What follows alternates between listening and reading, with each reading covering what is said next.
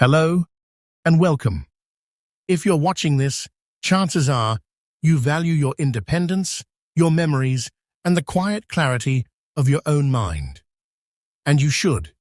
These are life's treasures. Many of us have been told that forgetting names or feeling a bit foggy is just part of the ride after 60. But what if that wasn't entirely true? What if some of the things we do every day, our simple routines and habits, were quietly making things harder for our brains? For years, science believed the brain was fixed. Now, we know it's alive, adaptable, and deeply influenced by how we live. Today, we're not talking about scary medical jargon. We're talking about 5 common, everyday habits that many of us don't think twice about. But research shows they can pave the way for memory struggles and cognitive decline. The beautiful, hopeful part? Each one of these habits can be changed, and by changing them, we don't just avoid something bad, we actively build a stronger, sharper, more resilient mind. So let's walk through these together. The first habit is neglecting the power of true rest. This isn't about not sleeping. It's about not sleeping deeply. It's the habit of treating sleep as an afterthought. Think of your brain like a magnificent, busy city. All day long, it's bustling with traffic, thoughts, feelings, senses. Now, imagine if the street cleaners and repair crews never came at night. The city would slowly grind to a halt under the clutter.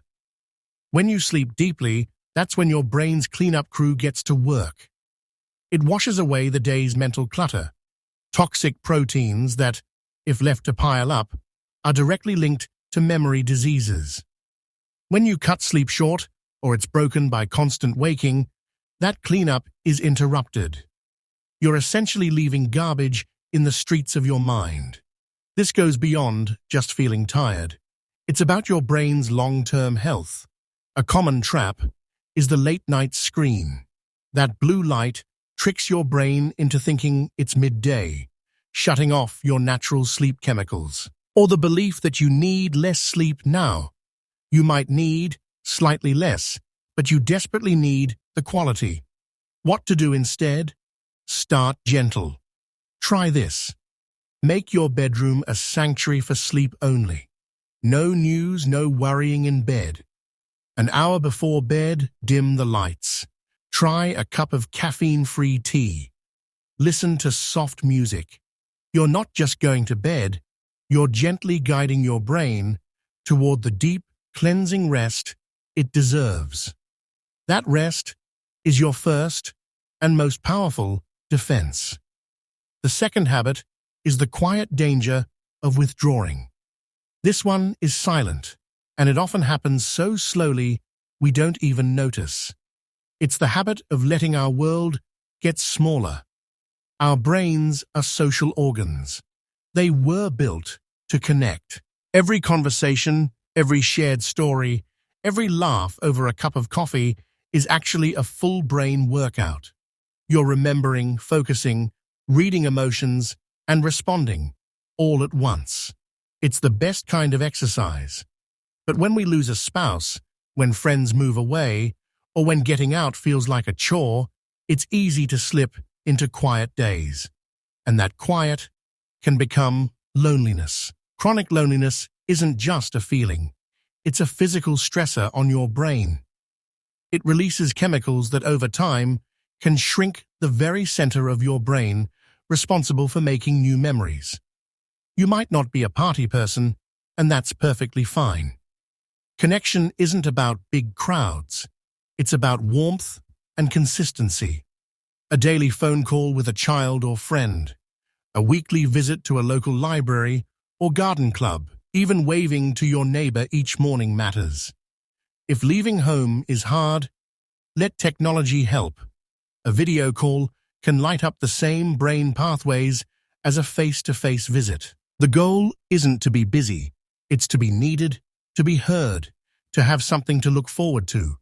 That sense of purpose is like fertilizer for a healthy mind. The third habit is fueling your body but starving your brain. We all know to eat for our hearts, but do we eat for our brains? This habit is eating in a way that feeds your body but starves your mind. Your brain is the most energy-hungry part of you. To stay sharp, it needs premium fuel, rich colors from plants, good fats, and clean proteins.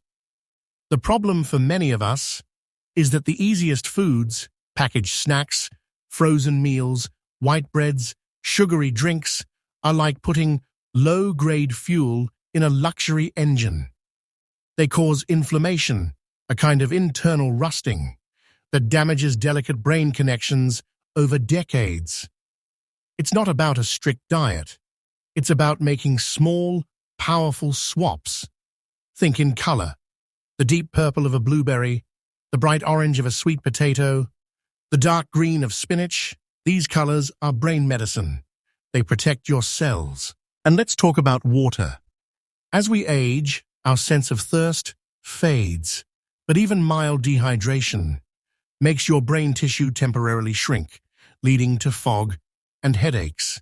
Keep a glass of water where you sit. Sip throughout the day.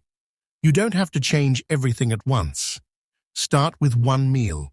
Could your breakfast include some walnuts or an egg? Could your dinner have an extra vegetable? Every time you choose a colorful, real food, you're sending a message to your brain. I am protecting you. You're not just eating for today's energy, you're building a reservoir of clarity for all your tomorrows. The fourth habit is the sedentary trap. This one is sneaky because it feels comfortable. It's the habit of sitting and sitting and sitting. Many people think, my moving days are over, or exercise is for my heart, not my head. That couldn't be further from the truth.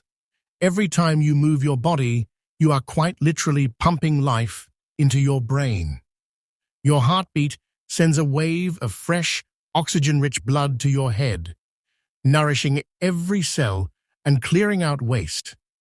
When you sit for too long, that river of life becomes a trickle. Brain cells get sluggish.